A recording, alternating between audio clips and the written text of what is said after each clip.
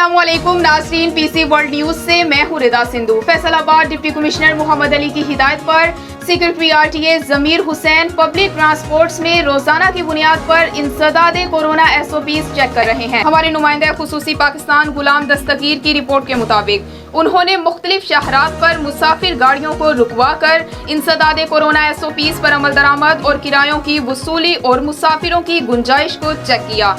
उन्होंने मुसाफिरों के माबैन समाजी फासले के इंतजामात और उनके चेहरों पर फेस मास्क का जायजा लिया और बास मास्क के बगैर सफर करने वाले बुजुर्ग मुसाफिरों को उतरवा दिया। ड्राइवर्स और कंडक्टर्स की सरजिनश करते हुए वाज़े किया कि फेस मास्क के बगैर सफर की इजाजत नहीं। उन्होंने मुसाफिरों से किरायों की वसूली के बारे में दरियाफ्त और अपने इत्मीनान का इजहार किया। इंसदादे कोरोना SOPs की खिलाफ वर्जी पर एक्शन से गुरेज नहीं किया जाएगा, लिहाजा हुकूमती हिदायत पर जिम्मेदारी से अमल किया जाए। बसूरत दीगर भारी जुर्माने और गाड़ियां बंद कर दी जाएंगी।